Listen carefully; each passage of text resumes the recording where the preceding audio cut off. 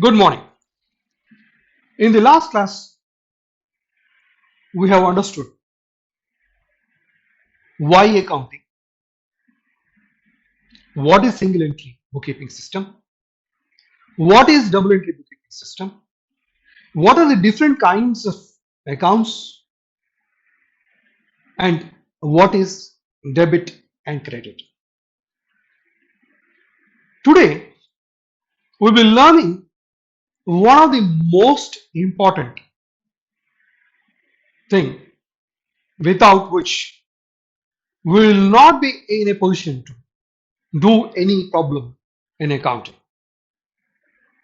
This is what I call as rule of debiting and crediting. If you don't know these rules of debiting and crediting different accounts, will be doing wrong thing or will be posting the transaction in a wrong way. So let us understand what these rules are relating to debiting and crediting the various accounts. These rules will state which item has to be entered on the debit side of the account or credit side of the account. Which item to be debited or credited will definitely depend upon the nature of the account. The nature is related to whether the account pertains to the personal account or a real account or a nominal account. Depending upon the nature of the account for which the transaction or a particular event is happening, based upon that particular thing, we need to either the debit the account or credit the account. Let me repeat, whether the transaction pertains to the personal account or a real account or a nominal account, on the basis of that the rule of debit or credit will be there. Let us proceed. If the transaction is pertaining to personal account, if the transaction pertains to a personal account, we need to debit the receiver and credit the giver. Let me repeat, if the transaction pertains to the personal account, what is personal account? Personal accounts relates to individuals like Rama, Krishna, or Rama and Sons, or L&T company, or a Reliance company, or it may represent artificial persons or real persons. When it belongs to transaction belongs to personal account, we always need to remember that we need to debit the receiver and credit the giver. Debit the receiver, credit the giver. Okay, so debit the receiver and credit the giver. For example, if Ram pays rupees 500 to Sham, if Ram pays 500 to Sham,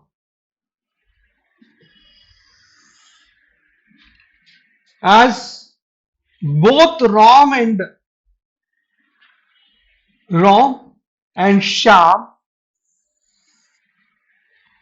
are related to personal accounts, we need to debit the receiver account and credit the giver account. Debit the receiver account. Who is receiving this particular payment? Ram pays rupees 500 to Sham. Who is receiving? Sham is receiving. So his account is going to be debited. His account is going to be debited and Ram account is going to be credited. Let me repeat. In the case of personal accounts, we have to debit the receiver and credit the giver. If such is the case, we have to identify who is receiving and who is paying. The receiver account has to be debited as per this particular definition. Debit the receiver because Sham is receiving it.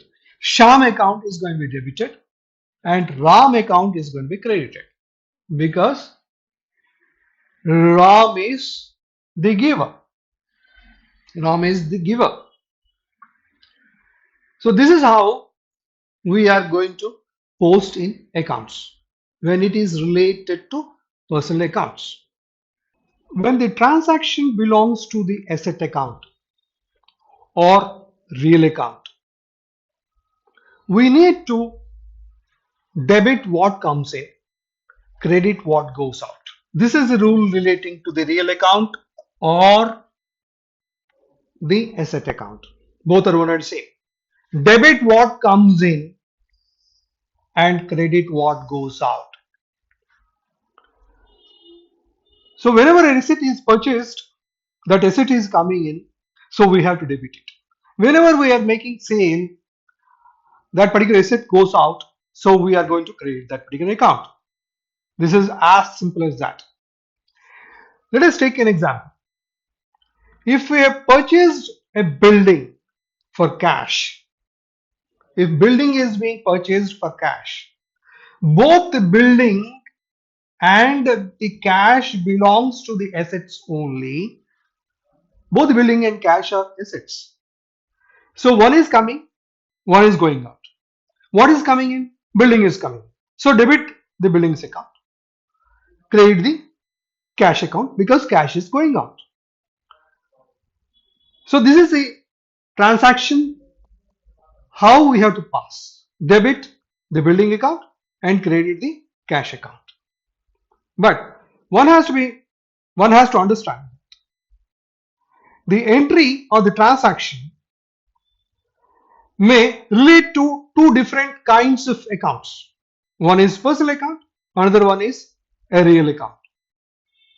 We have sold something or we have purchased an asset from somebody. For example, if the building is purchased on credit from Mr. Sham, we have to look at both from the angle of a real account or an asset account and also from the personal account because this particular transaction involves both real account and personal account. When it belongs to the real account, that building relates to the asset account, we apply this particular rule. Debit what comes in. Building account is going to be debited. When it is related to when the other parties, the Sham is involved. He is giving it. So his account is going to be created as per the personal account rule. Okay, don't confuse yourself at this particular level. When it is a real account, we are going to debit what comes in. When something is going out, we are going to credit that account.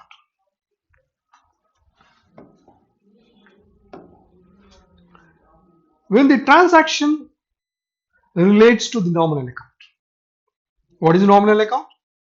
Nominal account relates to the expenditures, incomes, losses, and the gains. If such transactions are going to be there, the rule would be debit all expenses and losses, debit all expenses and losses, and credit all incomes and gains. Debit all expenses and losses. Credit all incomes and gains. This is the simple thing which you have to remember. For example, if we pay salaries in cash, salary is nothing but an expenditure. So we are going to debit the account. Wages we are paying. We have to debit the wages account because we are going to pay it. Rent is there. Whether the rent is payable, we have paid the rent or we have received the rent. If we are going to receive the rent, that becomes an income. When we are paying the rent, it becomes an expenditure. So when it is an expenditure, we are going to debit it. When we pay rent, we have to debit it. When we receive the rent, then we are going to credit that account. Rent receivable account, rent received account, and rent paid account. So there sometimes interest is received, interest is paid. So such things are going to be there. Whether you are receiving it, whether you are paying it, whether it belongs to a loss, whether it is going to be belongs to gain. All the losses are going to be debited. All the incomes are going to be created. This is what we need to understand. Thank you.